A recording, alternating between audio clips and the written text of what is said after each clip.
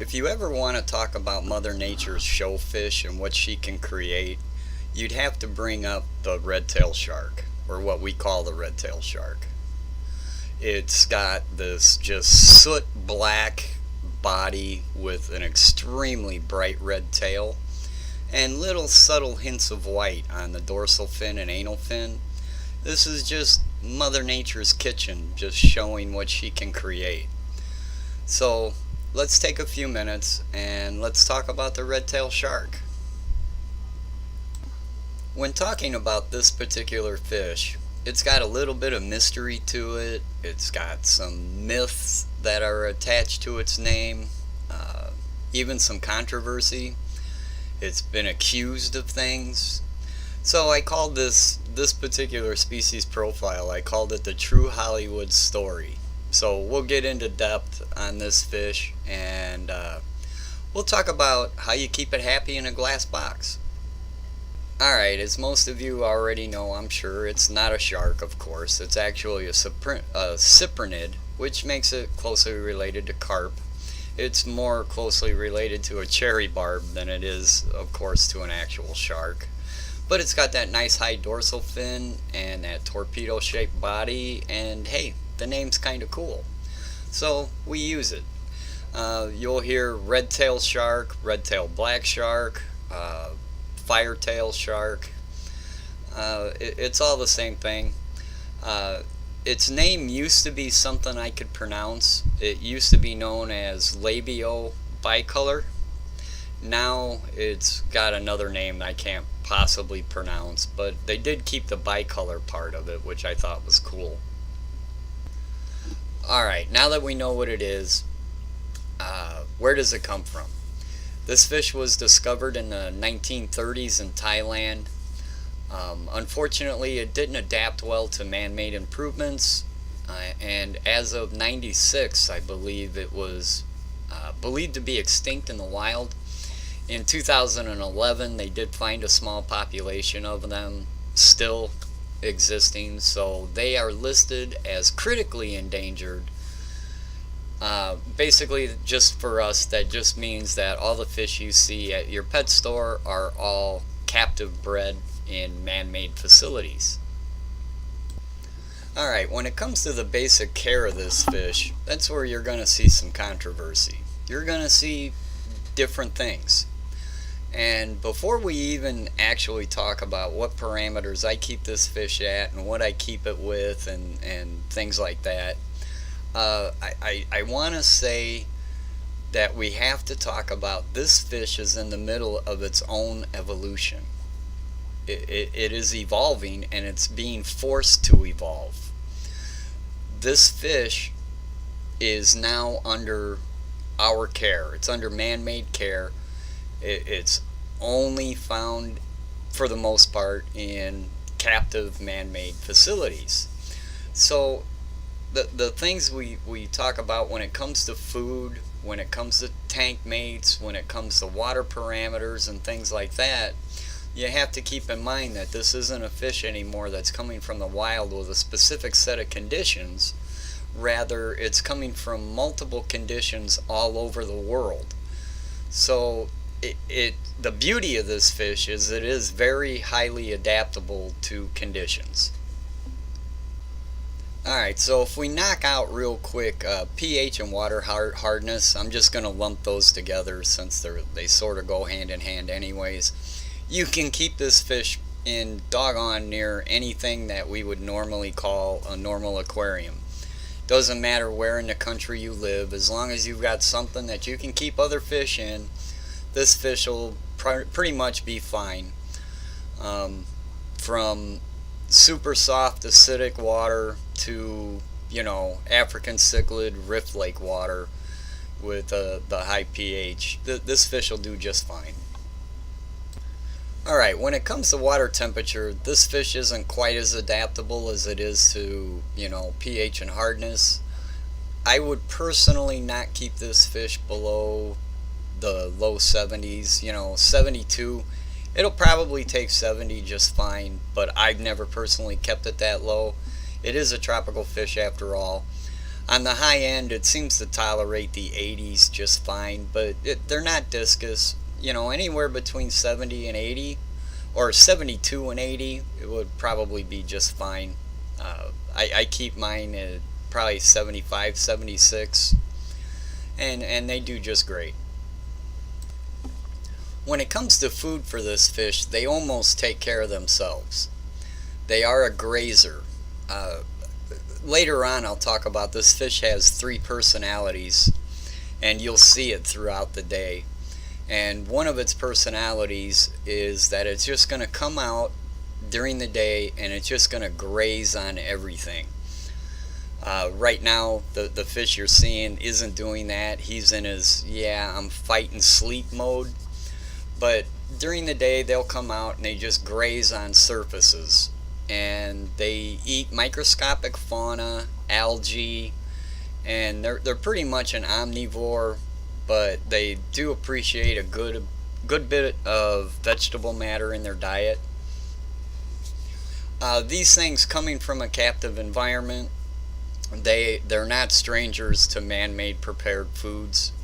So I really haven't had any trouble feeding this fish. They'll eat anything from standard flakes to high-end frozen foods.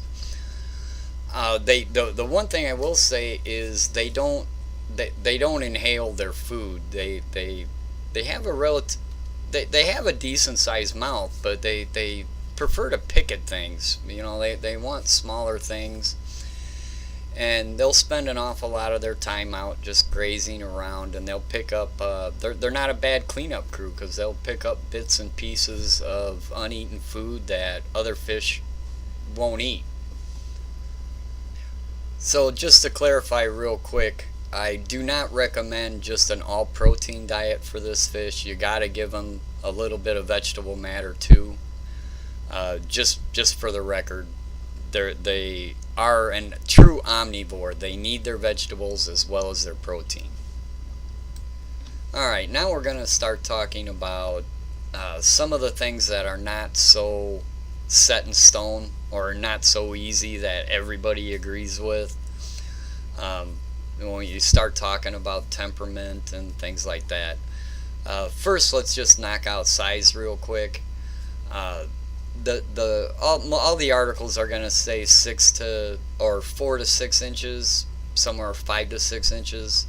I want to say when I was younger, I had one for a really long time that got bigger than that, but it could just be my memory playing tricks on me.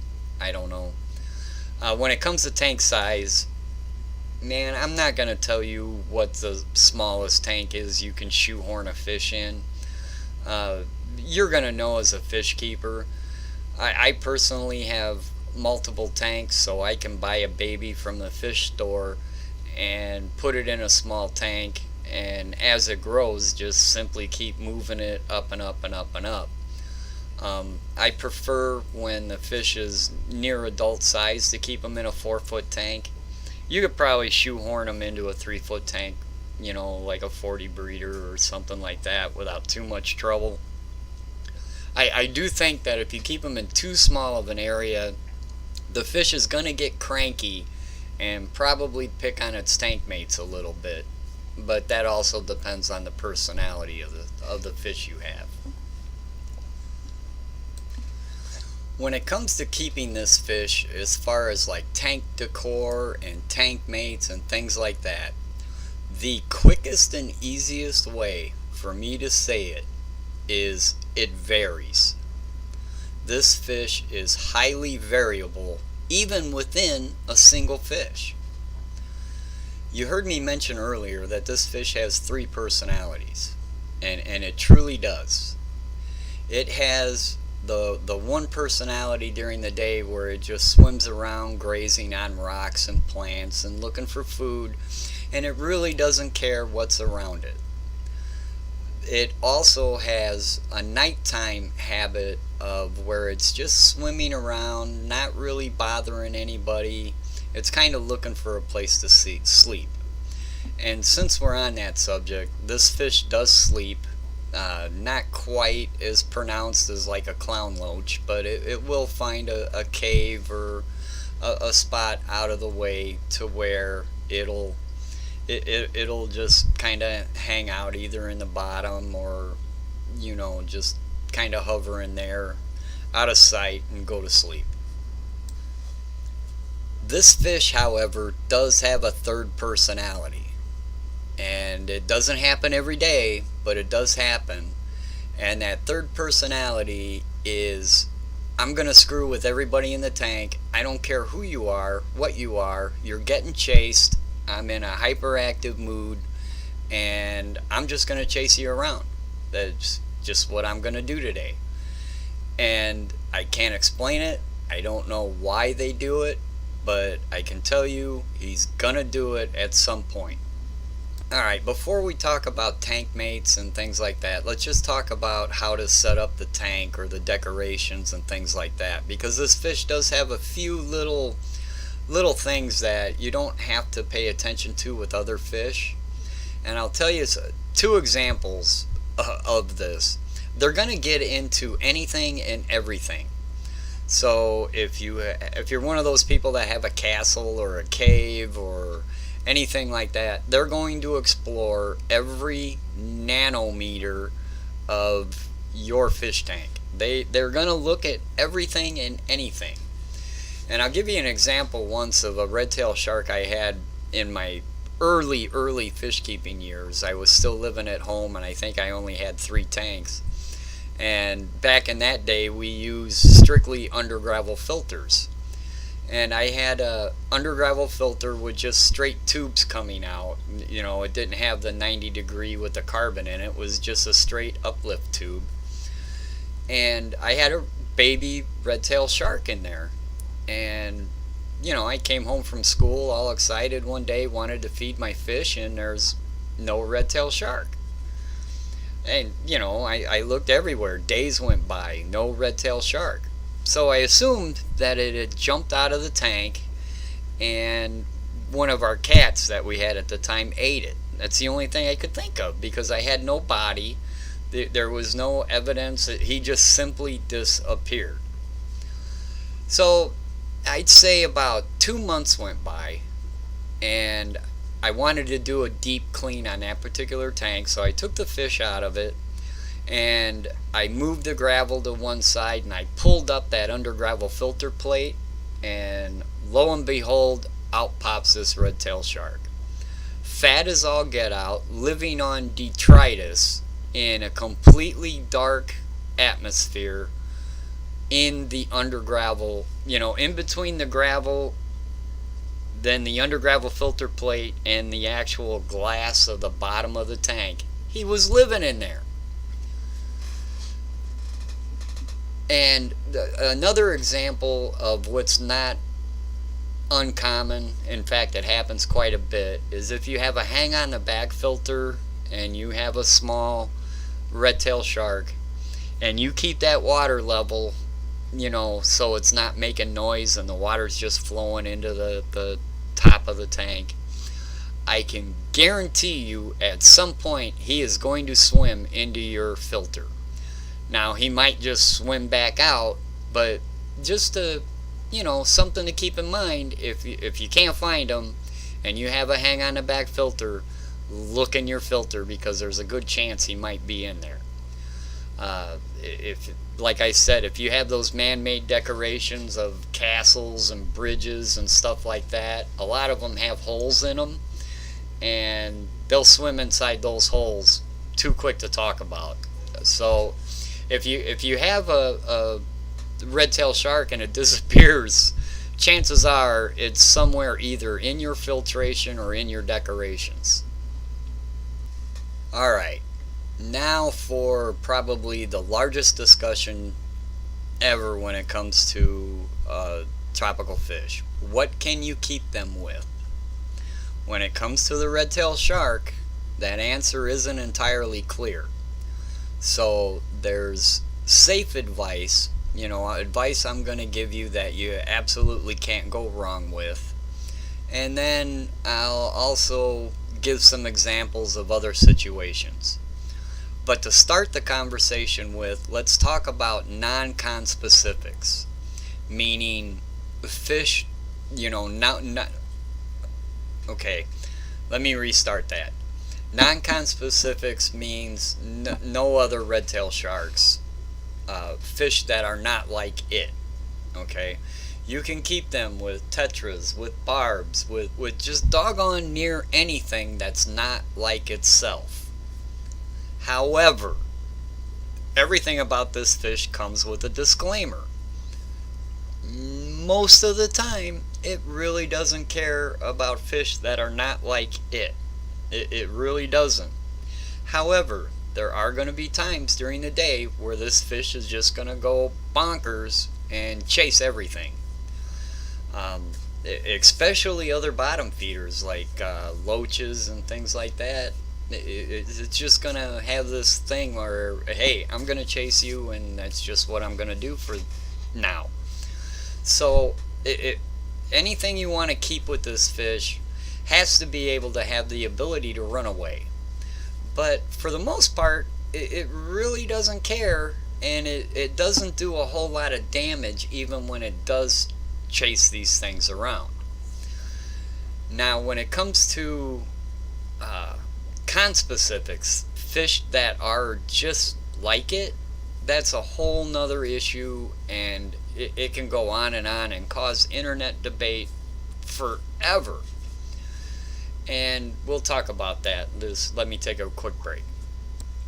When it comes to conspecifics, or fish that are a lot like it, meaning other red-tailed sharks, its close relatives like the black shark or the rainbow shark, here's the thing. The safe answer is one per tank, don't keep anything else.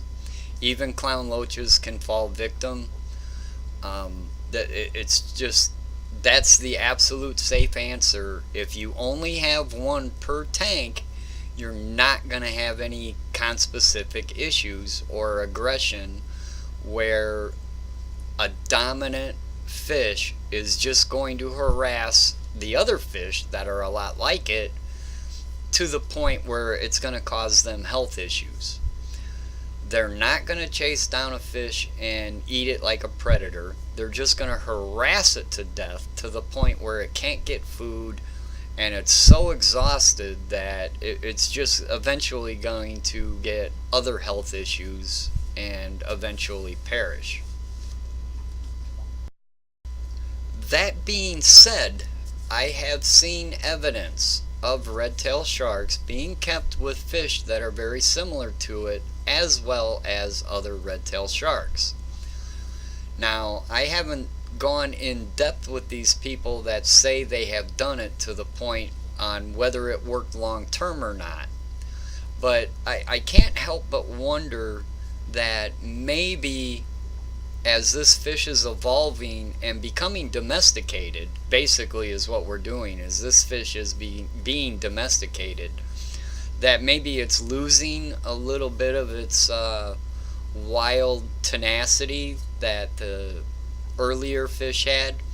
But I'm going to tell you, in my experience, I have tried to keep this fish with rainbow sharks, thinking that there was enough difference between them, and it just didn't work out.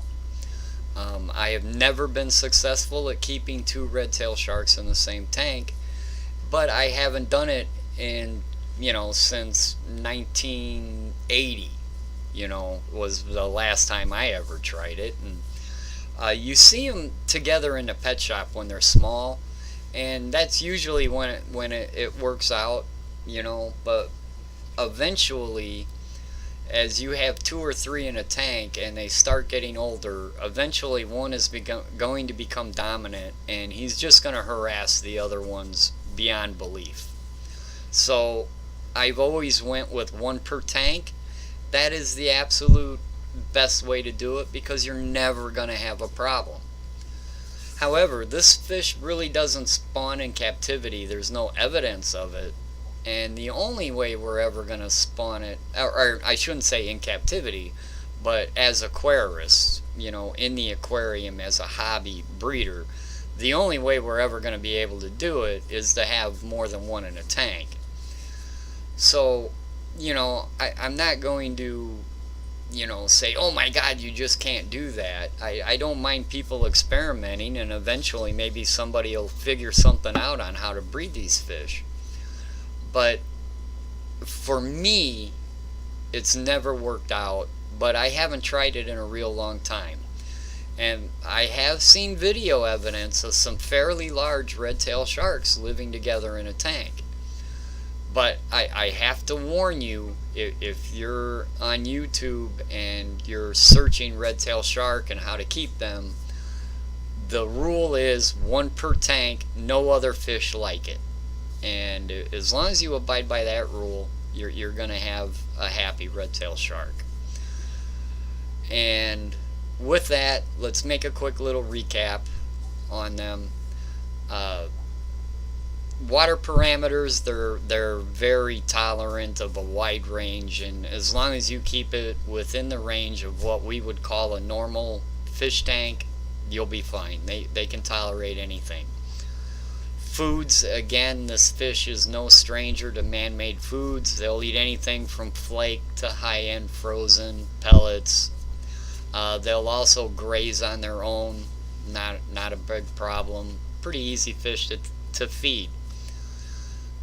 Temperature, keep them a little warm, 72 to 80. Anywhere in there, they'll just be perfect. Tank size, well, I'd say 40 breeder minimum for a completely adult 5-year-old red-tailed shark. Preferably a 4-foot tank would be even better. Now we get into the tank mates, what we just talked about. It varies. The personality of your individual red-tailed shark is going to determine what you can keep it with. And the simple answer is don't keep them with any other red-tailed sharks. Don't keep them with black sharks. Don't keep them with rainbow sharks. And possibly even clown loaches sometimes fall victim to these guys. But, there is evidence of them getting along. I just don't know how well long-term that works. So, yeah, you're going to have to do that. That's experimentation that if you want to try it, do at your own risk, and always have an exit plan.